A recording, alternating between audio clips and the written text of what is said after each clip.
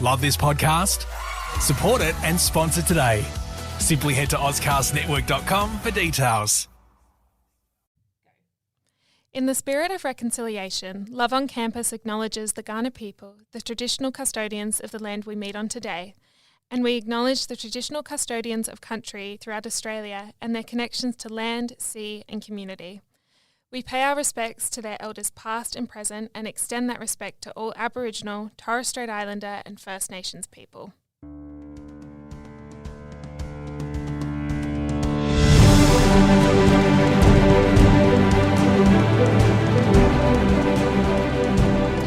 Hello and welcome back to Love on Campus. I am Kathleen Stanley and today I'm joined by Georgia Nichols. Hello. And Dr. Amy Matthews. Hello. And we are at our second book club. Yay. Woohoo. This is our favourite bit. Yeah, we love the book club. We have to not talk about the book deliberately leading up to this because otherwise we'd talk it all through. I know, and it's been really, really hard this month. There's been so many times where I've wanted to use references from the book when we've talked about our different topics and thought, no, hold back, wait for book club.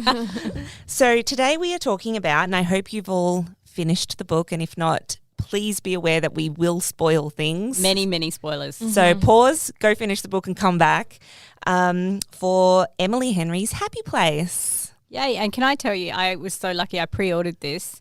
When my copy arrived, I got a signed copy. So cool. And there's her signature. You guys can't see it, but I might post a picture on our socials. Did you know it was signed when you pre-ordered it? I did oh not. My It was like a surprise signed copy. That's so the fun. best happy surprise. I was in a very good happy place. Your happy place was finding a signature inside the book. Okay, so before we begin, I'm just going to do the blurb so that those of you who are just listening along or maybe need a recap know what Happy Place is about. So Happy Place is 2 exes, 1 pact. Could this holiday change everything? Harriet and Wynne are the perfect couple. They go together like bread and butter, gin and tonic, Blake Lively and Ryan Reynolds. Every year they take a holiday from their lives to drink for far too much wine with their favourite people in the world. Except this year they are lying through their teeth because Harriet and Wynne broke up 6 months ago. And they still haven't told anyone. But the cottage is for sale, so this is the last time they'll all be together. They can't bear to break their best friends' hearts, so they'll fake it for 1 more week. But how can you pretend to be in love and get away with it in front of the people who know you best? So that's the blurb. That's the intrigue for you all who haven't read Happy Place yet. Get on it. Dare I bring up the Blake Lively and Ryan Reynolds bit? I know. Yeah, go for it. I hate that. I think it's a generational thing. I think that's probably just marketing there. Yeah, That's it's tried to- definitely yeah. just marketing. Don't you think that's part of the point though? Because it's about being that age. Yeah, really. Yeah. exactly. Definitely. But yeah, I did think, oh, that's very specific. Yeah, it's so funny. But I do think that when this has been released, hopefully there's been no changes to that being still as romantic and sweet. I know, it's like going back to like 2000 and being just like Tom Cruise and Nicole Kidman. Yes. How romantic. Just like Brad and Angelina. Yes, exactly. You're so doomed. The only ones we're safe with, Georgia, are Paul Newman and John Yeah, Woodward. and John Woodward, 'cause we know the ending. We know it's fine. God. I don't know if anyone is really safe, to be honest. I'm like, just don't name people. Just name good combos. She had me with gin and tonic. That was great. Now, before we get right into the book, because I know we all really enjoyed it and have a lot to talk about, I do want to flag for you all listening at home or wherever you're listening that when we hit book club, so we're not just a general book club. We're obviously an academic book club. And something we didn't really flag with our last book club, Which we for Love on probably the should Brain, have. is that there's 2 types of analysis, I guess, that you can kind of do when you read a book. There's probably many, but 2 main ones are sort of a surface level where you just enjoy it and you talk about the things you like and don't like, and that's it. It's and then kind of plot-based thing, character-based yeah, thing. just first impressions, things that are very light and fluffy. Maybe some themes. Yeah, nothing too below surface level, but with academic critique, it is literally in our blood. It is ingrained in our very souls to look beyond the surface level, to look at all the passive things going on between the words, between the pages, all the little things that authors themselves are not even are not doing consciously. Sometimes they might be doing intentionally, but overall, we're here to find all these little hidden passive ideologies and messages and things beneath the words. And really what we're often interested is in a cultural critique, Yes. not a specific critique of that author. So I know when we sort of thought about our critique of Ali Hazelwood, for example, it sounds quite harsh if you're not used to being in an academic environment, but that was a 5-star read for all three of us. Yeah, it was a great read. And surface level, everything was really good, like really enjoyed it. If I didn't think too hard about it, I was like, this is great. She's such a good writer. Like, we can only wish that we Definitely. And we've established, I think, already over the however many episodes we're in now, that we are big Emily Henry fans. We are. So, who isn't? I mean, she is like the queen of this rom-com genre. Exactly. She's so good. So I want to start by prefacing that when we bring in our books every month for book club, we're coming from a place of love. We love these authors. We love the books. We've picked books we like. We've picked books that we want to support for whatever reason. So if you're sitting here and thinking, gosh, they're getting a little harsh or they're getting a little critical, we're trying to make bigger statements about what goes on even in the things we love and cherish. Yeah. And we do the same to our own work and each other's work as well. So it's not like, I feel like people have this idea of academics that we sit in ivory towers looking down, but that's not the case in creative writing. And I mean, I know your lit studies, Kathleen, but you do also write. Yeah. So we're actually down in the arena as well. And I don't think any of us would ever claim our books are not doing these things as well. Like, I know my books have all the same things that need to be critiqued, and I'm more than happy to be critiqued. So, Amy has horribly asked me to do that to her books with her, to sit and go through and do this and have us have an academic article about them. In fact, we could do it on the show too. I don't mind ripping apart one of my books. I'm like, it's a very intimidating thing when somebody asks you to do that, because that might be a nice thing to do as well, as a show of how we're happy to do it to ourselves too. Yes. Like, I think it would be a generous thing to do. So absolutely. I don't mind doing it to one of mine. And those who know me personally know that my number one thing I always say is that I love feedback. It's I true. actually Of do. everyone, I love feedback. of everyone I've met, actually, you two are the dream. Like, if I write comments on your drafts, you're both like, okay, now I'm going to get to work. Yeah, we I take love it well. feedback. I literally need feedback. When I go too long without feedback, I start like stressing out. I'm like, someone needs to tell me what's happening. You need a mirror, don't you? You need a mirror to kind of show you what you're doing. Anyway, let's get to book club. So I definitely just wanted to flag that so that you know that we ourselves are quite happy to be under that microscope. We put ourselves under there too, and it's not a vicious attack. We're not horrible people. We love these books. And so starting with that, what did we all think of Happy Place? I think we all loved it. Yes, love. Yes, I did too. I really It's loved not my it. favourite, Emily Henry, though. Maybe that may be controversial. Yeah, not my favourite either. Yeah, I have not read Beach Read yet. It's actually on my pile on my desk. I've just had too much work to do. Beach Read is my favourite. That's my favourite Emily Henry. Yeah, I'm looking forward to it because a lot of people say that one. I really loved Book Lovers. Me too. Book Lovers is my favourite. And You and Me on Vacation, which is also called People We Meet on Vacation. Which one's our market?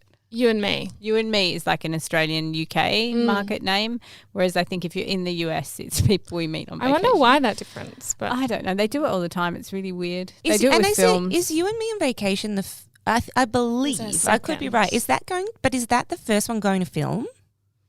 I don't know. I thought that maybe I read somewhere that that's the first one that script has been finished for film. It would be probably the most dynamic film. I haven't read Beach Read, but because they do actually travel a lot and things happen and it's so visually dynamic, I think. Yes, because as you know, we do a 4-week structure with our podcast, and this 4-week structure has been Point of Ritual Death, Vacation Romance and Fake Relationships, all which occur in Happy Place and which occur generally in most of Emily Henry's books, because I think during our vacation academic week we did talk about the fact that Emily Henry is the queen of vacation romances, really.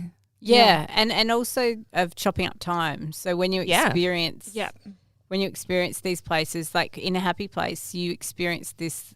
It's not really a little cottage. It's like a luxury, like rich a person. I think like Taylor Maine. Swift mansion. That's what I'm thinking. Like her, what is it, Rhode Island or something is mansion? Infinitely Instagrammable type of mansion on the ocean in Maine. Yeah. But it's still got, like, and they go for Lobster Fest, but it cuts back and forth in time. So she does this really great thing in all her works of associating holidays or vacations with this sense of nostalgia and of time passing, of them being these little magical pockets of time. Yeah. Yes, because even in Book Lovers, where she doesn't jump through time, she puts them in a small town. Yeah. And small towns are nostalgic. We will talk about this later when we get to our small town week. But there is a lot of nostalgia when you place something in a small town. And also in romance, the small town, it's a little bit like getting a snow globe. Yes. It's like this little contained. Romance Yeah. small towns. Yeah. I should have added that. I think I just assumed because we're here talking about romance. The one in Book Lovers, though, is not, it doesn't necessarily live up to the image. Yeah. Because it's supposed to, It's a little bit run down. Yeah, definitely. But it's still romantic, right? Like you still can't help but be like, oh, this is so cute. They're going to fall in love. Like you just know. It's like I really love the bar in that one. Yeah. I And like the bar too. There's an echo of that in Happy Place with the bar they go to. I can't remember the name of it in this one. Yes, they do have. I like that they have places like, and so I guess that leads me to my next question. The Lobster Hut. That's where they go. They go to the Lobster Hut, and then there's some other bar. So do you guys have a happy place? Oh, that's a good question. I do. I don't. Okay, go Amy. What's your happy place? Falls Creek, going skiing at Falls Creek. We used to go every July, August, sometimes in September, to ski every winter, and then we didn't go during COVID, and we haven't been back for 5 years, and I miss it so bad. Oh, so the day we're so recording nice. this is like this really misty day, and as we're walking in, there's like the clouds rolling through and the gum trees in the rain, and I just so want to run away there. Oh, so that's why this is so. We've been talking all day about how beautiful It's and gorgeous. how much you love Yeah. it. So that makes even more sense. Feel like I could just drive up a hill and there'd be snow and I'd be happy. Georgia and I are like, we want to go home. We were like, we need to be home. This weather is miserable. And you're like, it's so pretty. But Falls Creek particularly I love in the Victorian Alps. It's so beautiful. I mean, I don't really have a happy place. If maybe Noosa and Sunshine Beach.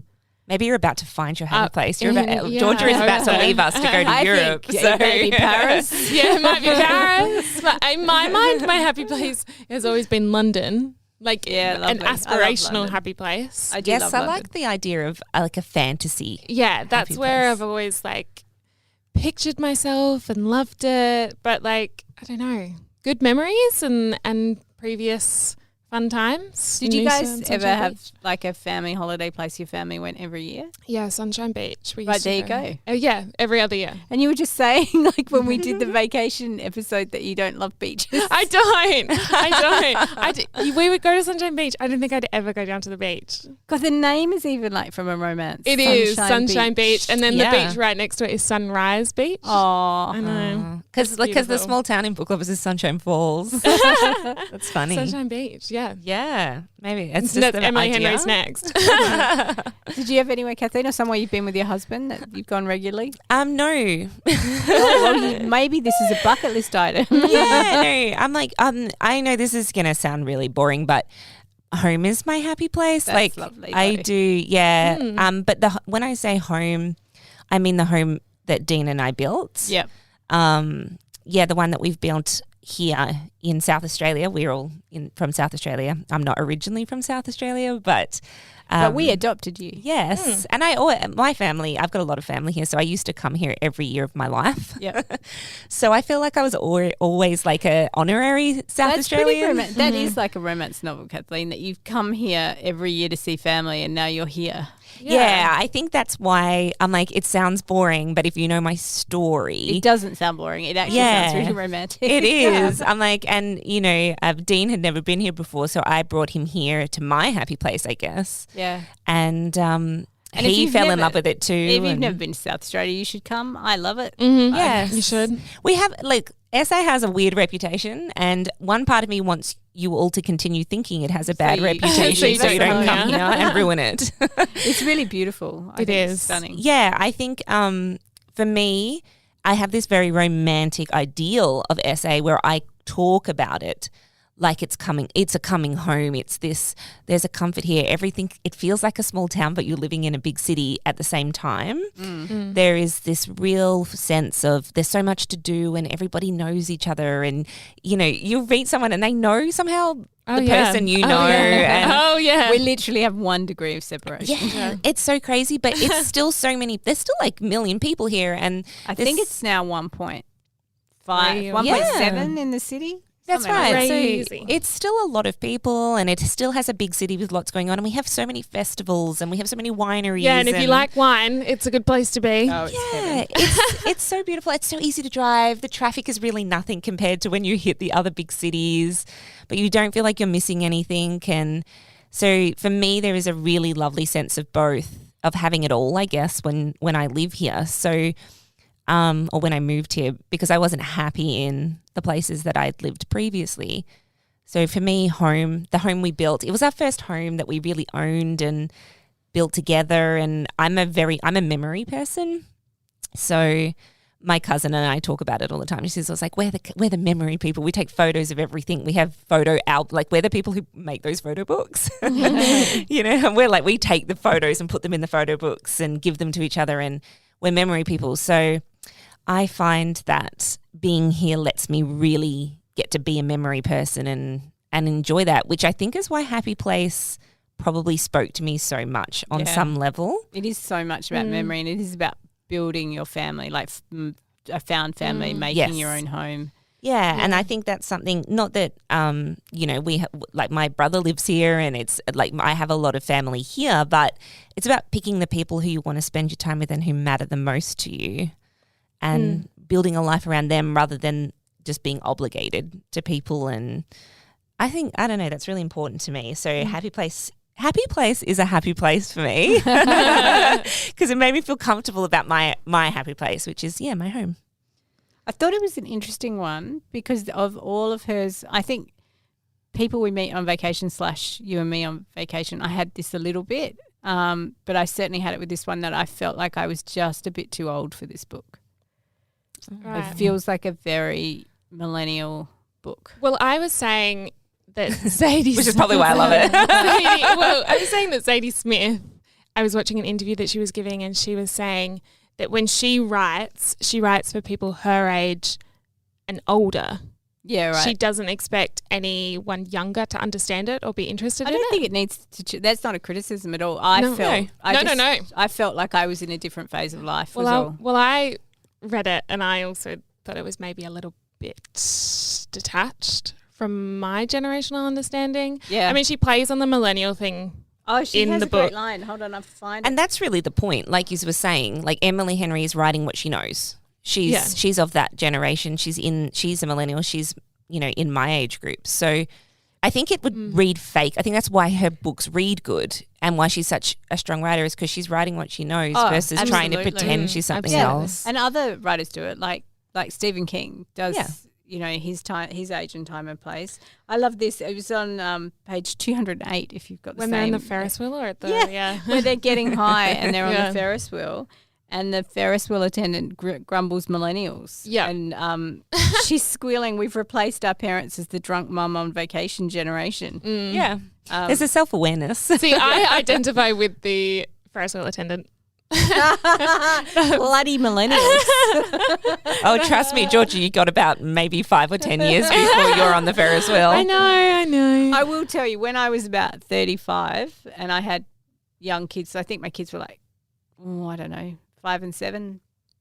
And I went to a little art gallery opening. It was like 5:30 on a Friday, and I went with a couple of friends, and there were all these mums from my kids' school. Like they were mums from my daughter's reception year.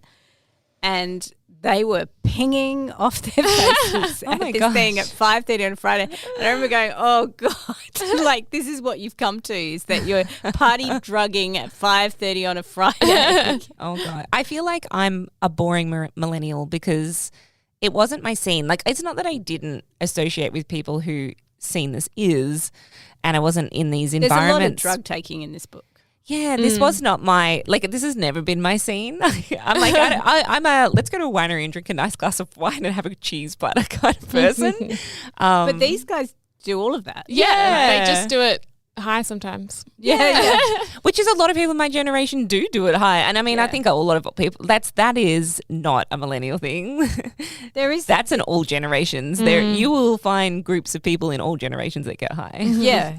But there's it's foregrounded quite a lot. And I think that's with the theme of growing up. So there's there's a joint, there's edibles, there's mushrooms. Yeah. Well, when I think about it, it's this idea that they're sort of doing more like body youthful shots thing. In my mind, they're doing it because they're trying to hang on be to nostalgic. something. Yeah, they're not doing it because it's necessarily what they do all the time now that they're because it feels in their 30s. Yes, deliberately, like Henry's deliberately making it feel a bit desperate, like a little bit.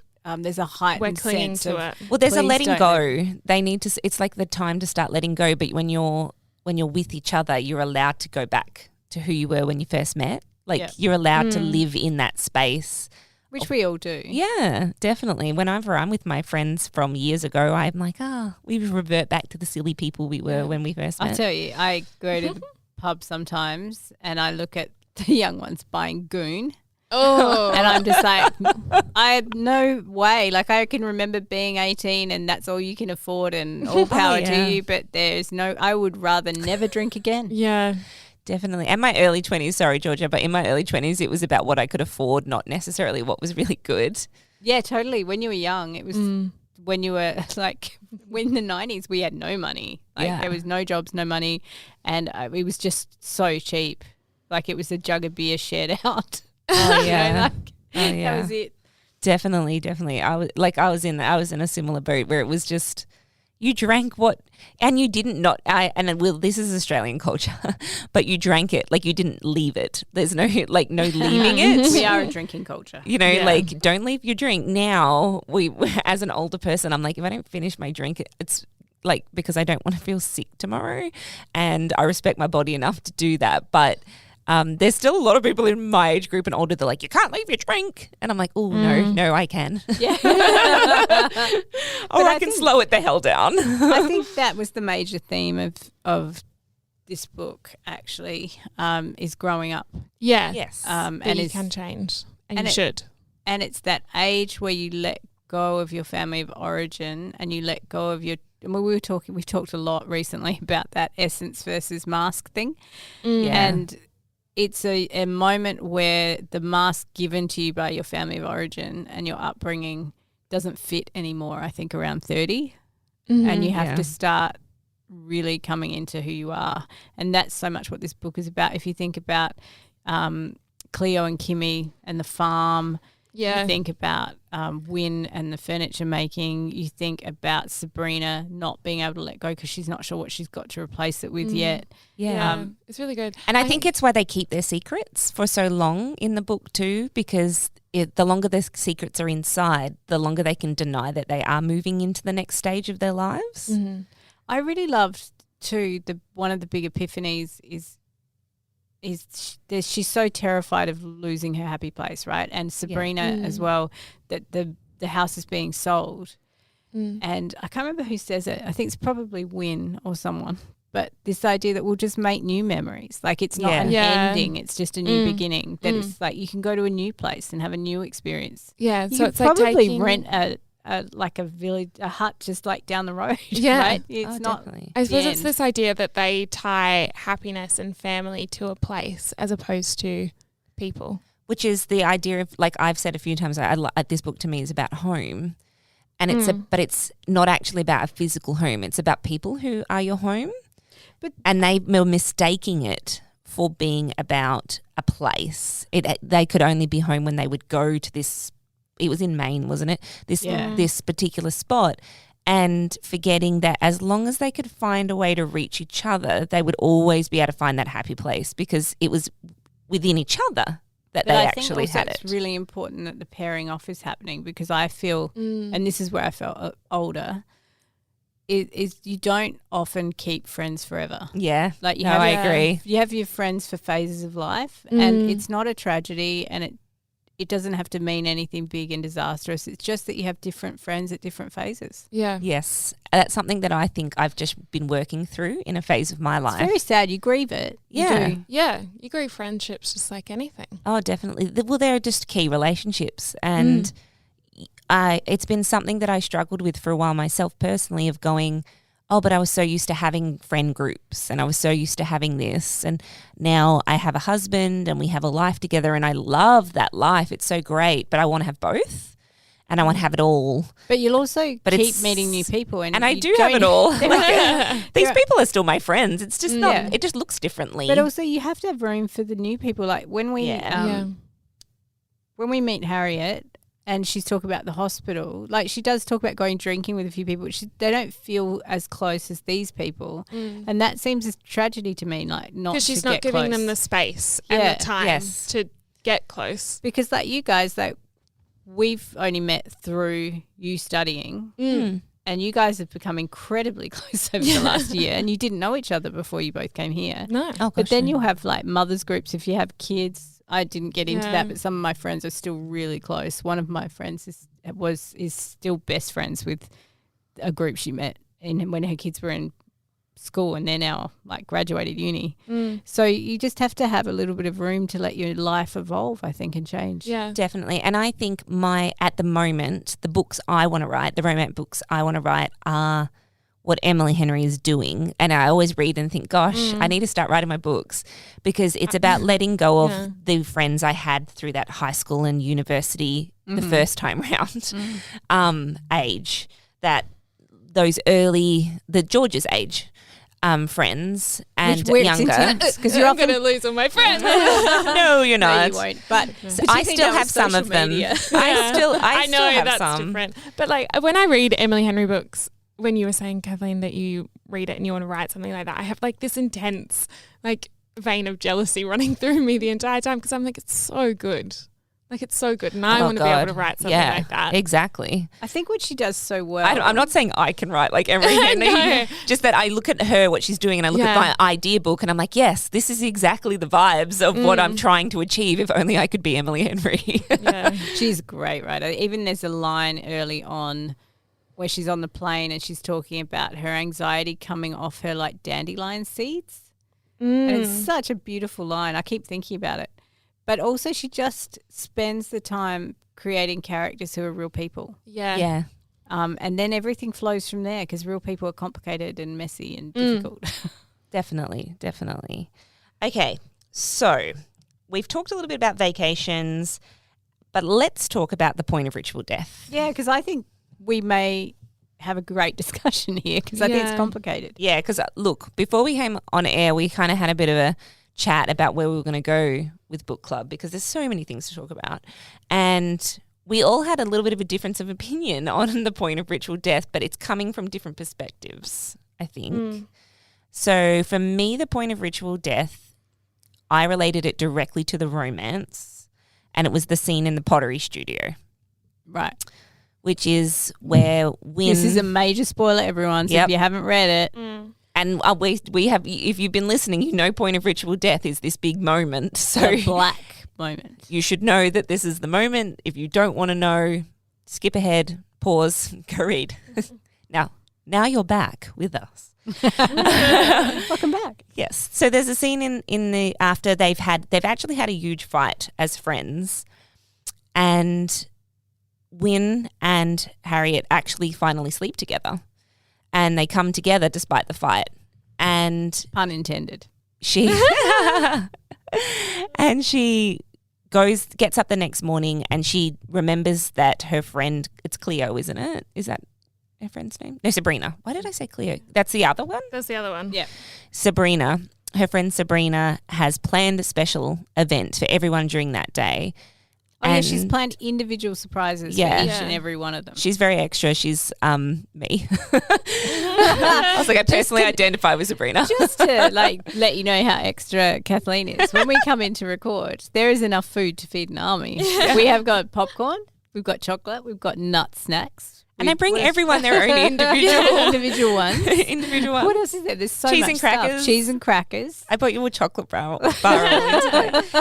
I can't help myself. And then shout out to Georgia, who is fetching us coffee. Yes, very kind. Once I did that, but we'll have to do it again today. Well, it's my turn. I prefer not having to hike down the hill, and I just bring all the food up with me.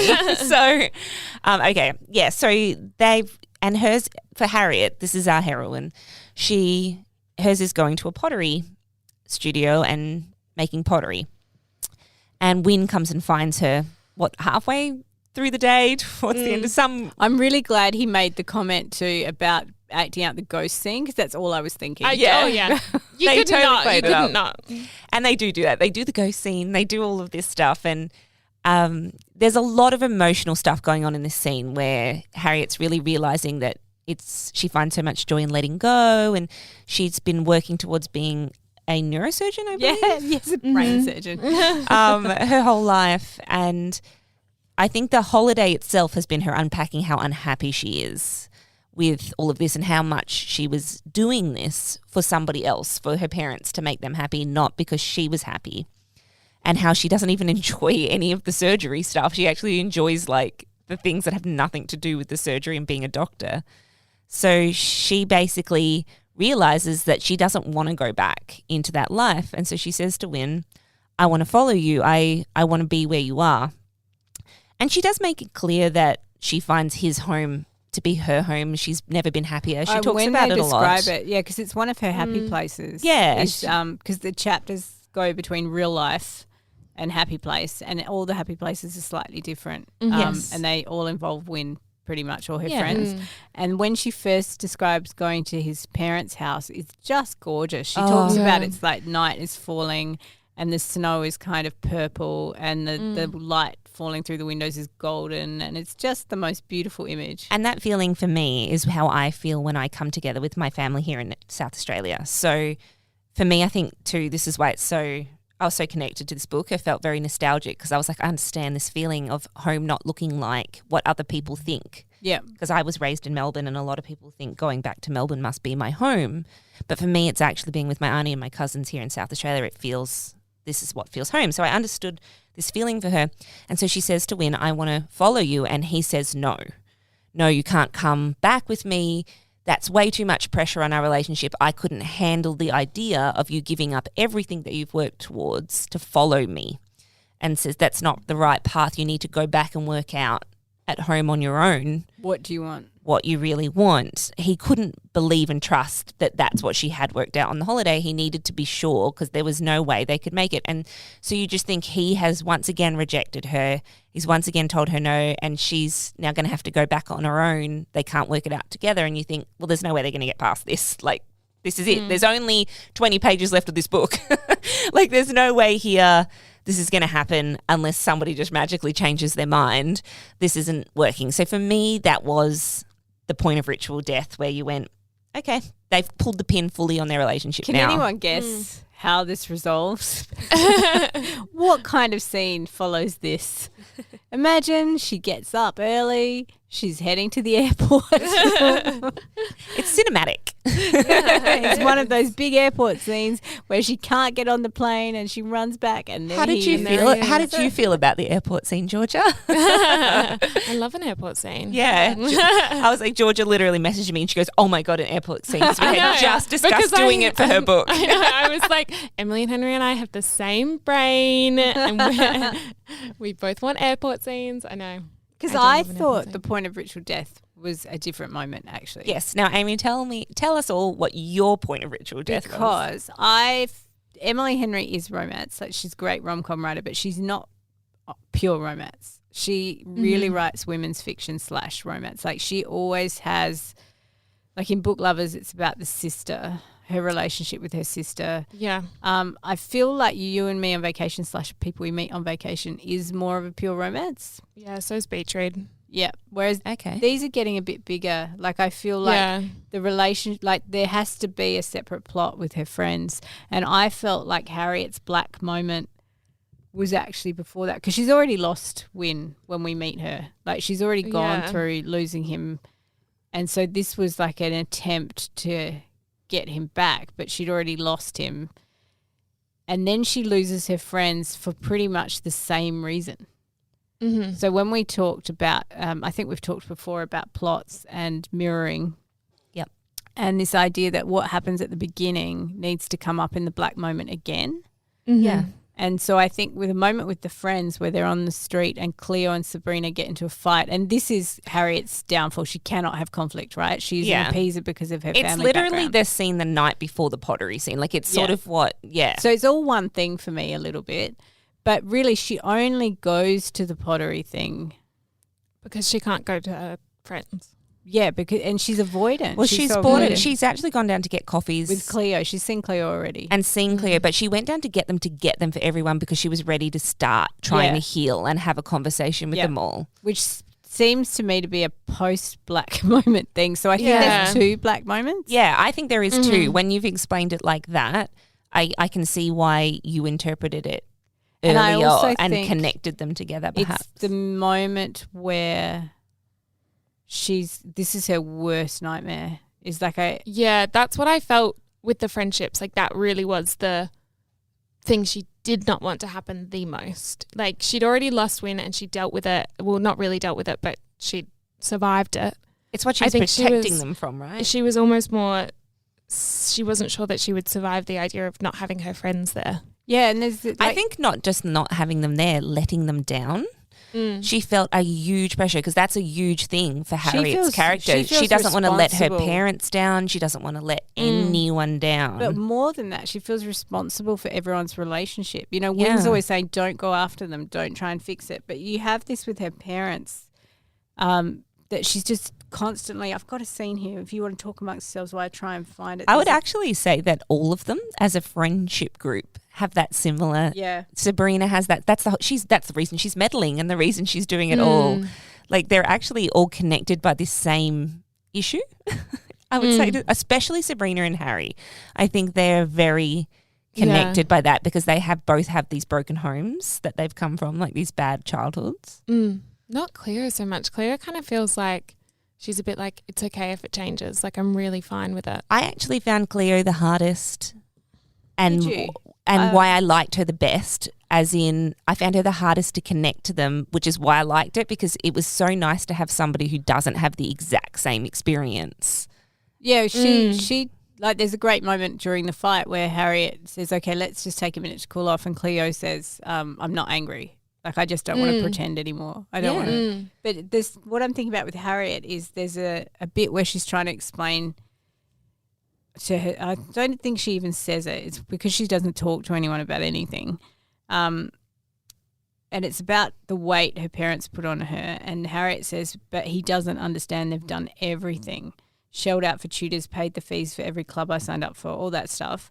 But then she says, my parents sacrificed so much. That's love, and I hate that I want more from them, that I can't just feel grateful for what they've given me. But she's so responsible for other people's happiness all the time. Yeah. Yeah. And I thought what was interesting about that is speaks to me so much. but there's all this mirroring, like you said, like Harriet and Sabrina kind of mirror each other. Yeah. But then Wynn mirrors Harriet's sister. In his family, Wynn is having the same experience that Harriet's sister is having in their family. Like Harriet's sister is kind of the loser hairdresser, whereas Harriet was going to be a neurosurgeon. And it's always like, oh, Harriet's sister got a tattoo. Harriet's sister's not as bright, not quite as good as Harriet. And in Wynn's family, he's feeling that. So I thought that was really interesting, that then Harriet is kind of Wynn's worst nightmare in some ways. Because Which is why she's almost drawn to him, I think. Yeah. Can I just say, Georgia, quickly, that actually just reminded me of something.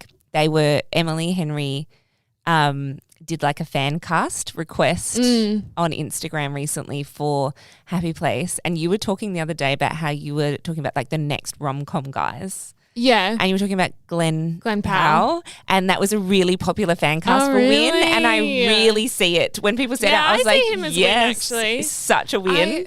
I was thinking about Win. Win is very distinct in my mind. You loved him, didn't you? I did really like Win. Yeah, I remember you messaging saying, I love him. I do love him. I because don't know why I messaged that. Bro, isn't he? Like he's a bro that's not a bro, and I think that works for Glenn Powell. He's so insecure though. You know, like he's a good-looking guy, and they are all like, "Well, you must be a player," and he's just not. Yeah. Well, I think I messaged saying I love him when the scene where he goes to pick her up the first time.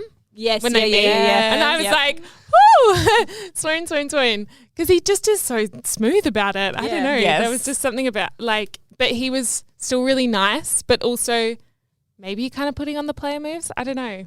It was good. He was flirty, but I don't think he was playing. Yeah, he wasn't I think playing. that's a mask he has to put on, that kind of I'm a guy who's from a fraternity kind of vibes. And he constantly talks about how he wants to take that mask off, like how he hates that mask, but he feels like he didn't have any other options but to wear it. Which is how she feels. Yeah, and I was just like, so beautiful.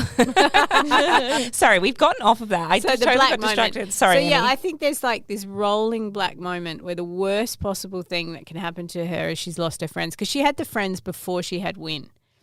Yes. So she loses. She's already lost him at the beginning of the book. She can't bear to tell them. Then she loses them.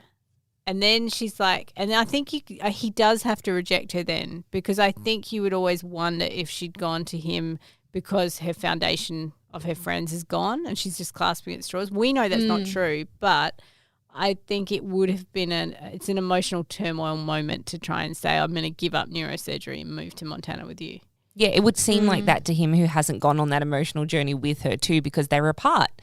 I think when you're together, you see someone's emotional journey or that you're more likely to share, but because they had just spent the last 6 months apart and he was going on his own emotional journey during that time. Can I say, the pottery felt a bit sudden to me. It felt really sudden. I would have liked to have known about the potting classes straight away at the beginning of the book. Like, she really wouldn't take that much. Talk about them earlier.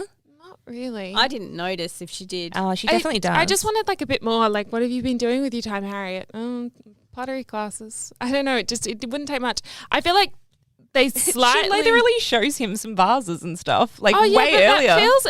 That feels like halfway through. It doesn't feel like the love of her life, though. Do you know, like, it's just like it's painted as something she's just kind of doing because she can. Okay, I want to talk about that because we're getting towards the end of our episode, and I want to make sure we talk about this. It might have to be a longer episode. Yes, because we haven't got to a heap of stuff. And I want to talk about this because I feel like, and this is something we've been talking about over the last few weeks off air, but I feel like there's this huge moment for me in the book where she realizes it doesn't have to be something that is the love of her life that she gives up. Because there's a speech about that. Yes. There's a speech about that. And that's what I actually think I thought was refreshing about the way Emily Henry did this, was that you don't have to be doing the world's best, most wonderful dream career and living the best of that to still be happy and be looking and searching and still have a relationship with somebody.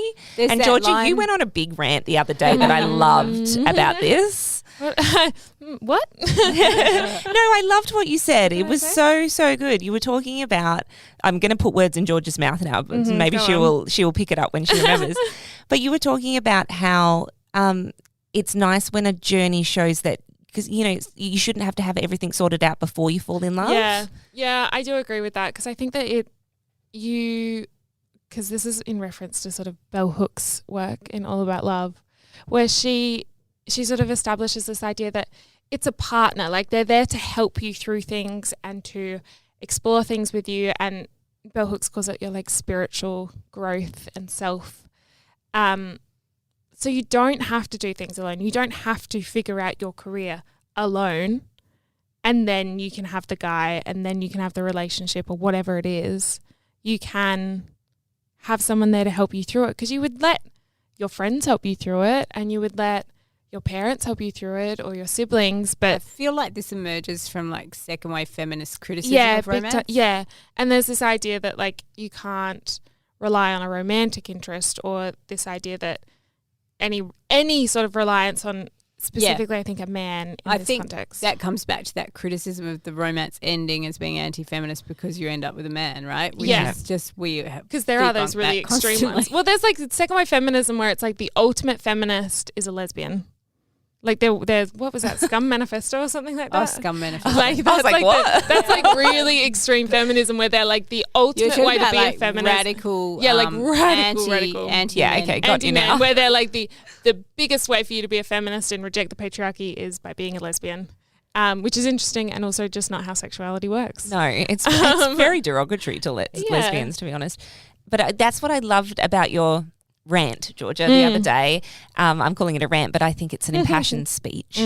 That I was really motivated by that, and that's how I felt about the way this was done, because I do understand that sometimes when we read these scenes where women have gone off with the man and she doesn't seem to have everything worked out and all these things, there is this inherent fear she's going to go back to a problematic version of domesticity. But what if there is another option? But like that's where this. What is if it's about book. equal partnership? Like when what you're if establishing it's the right characters and the right, like Wynn is a great character for that. Like she can, you know that she'll go to live with Wynn in Montana, and she's not going to somehow lose any sense of self, and he's not going to let her lose any sense of self or her trajectory, because he literally rejects her so that she can do he's that. willing to let her go if he thinks that's what's going to happen. And you know that that's not going to happen. And when I think about like writing romance for people of my generation and my age group, we're in such an exploratory time where there's so many questions and you don't know what's going to happen, and you have all these hopes and dreams, and you know, going on them alone is scary, and it's just not the way humans work. No, it's not the way you want someone there with you.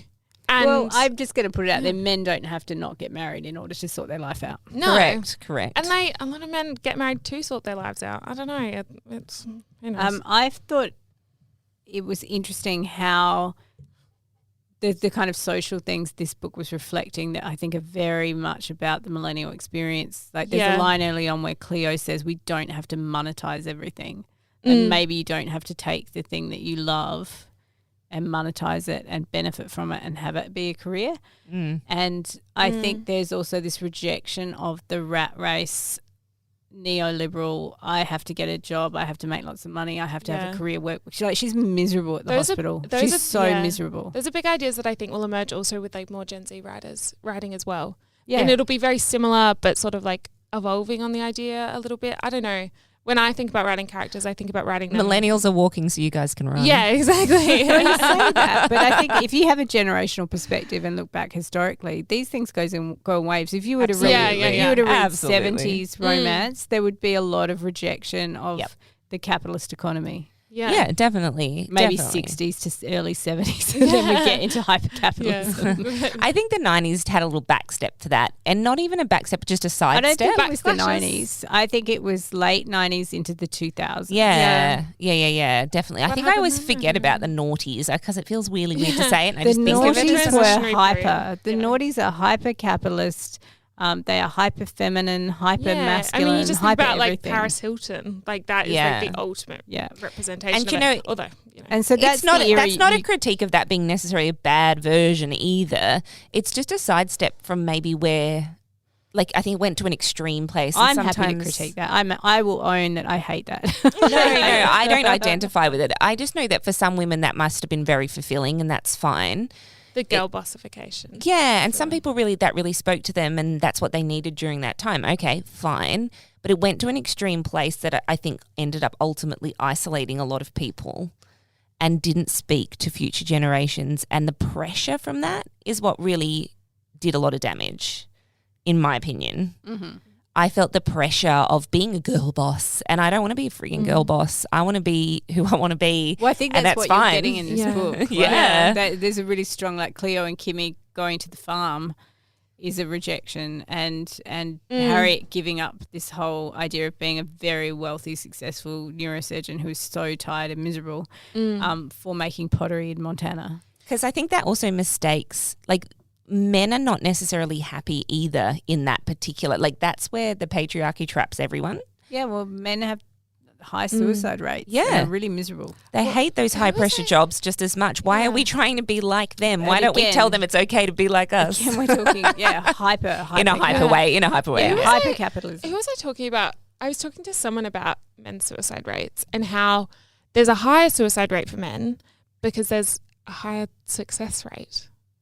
women, like they choose more violent means in order to, which is like dark. Yeah, if anyone whereas loves, women consider who will find them and what it'll be like, and so they choose less violent means that are less successful. we're all mad Bell Hooks fans on this podcast, but if anyone's interested, there's a really great Bell Hooks book called The Will to Change about men and masculinity and love. And I basically put a little post-it on every single page of that book. Yeah. My entire All About Love is completely highlighted. It's just pink highlight all the way through. So, yeah, I mean, I think the fact is we are all people trapped in systems, and the ideologies are so strong that I think, you know, what Happy Place shows you is this is about the age where you start to see the patterns and start to think about, hold on, where do I fit and what do I actually want? And doesn't that just go to show what romance can do? Yeah. Yeah. And it's such a shame that we are technically out of time. I mean, we could go about 5 minutes over to talk about this if we wanted, but well, let's just flag the things we're probably not getting to that are worth really thinking about with this book are like men and mental health. I was going to say, because we've just sort of segued into it, and Win in particular, there's some really great stuff here, which, you know what, read the book. Yeah, Go away, read the book, and we'll put up a post for this week. Drop some stuff in the comments about mental health and men and masculinity, and let's have a conversation online about it, because we don't want to keep you here for 20 more minutes, which we will if we start talking about it. Maybe hours. And the other thing to think about as we continue these book clubs, so we had Ali Hazelwood's Love on the Brain, and now we've had Emily Henry's Happy Place, is that what we're really interested in is how romance engages in really robust cultural conversation. Like these are the places, these are our happy places where we have the conversations about things like masculinity, capitalism, growing up, love, relationships, careers, what we want out of life, all those really big things we can see happening in conversation and fiction. Yeah, absolutely. Woohoo. So on that note, Go we are at the end of our second month of Love on Campus.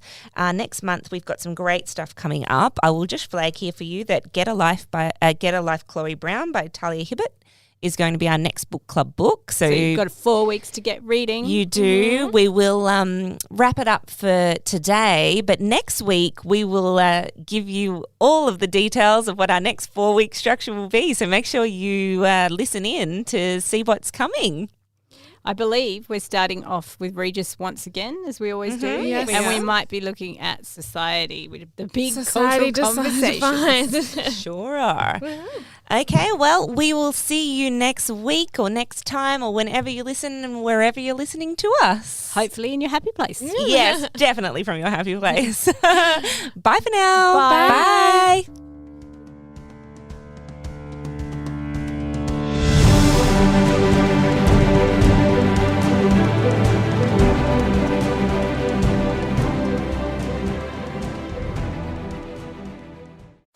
Love this podcast? Support it and sponsor today. Simply head to AuscastNetwork.com for details.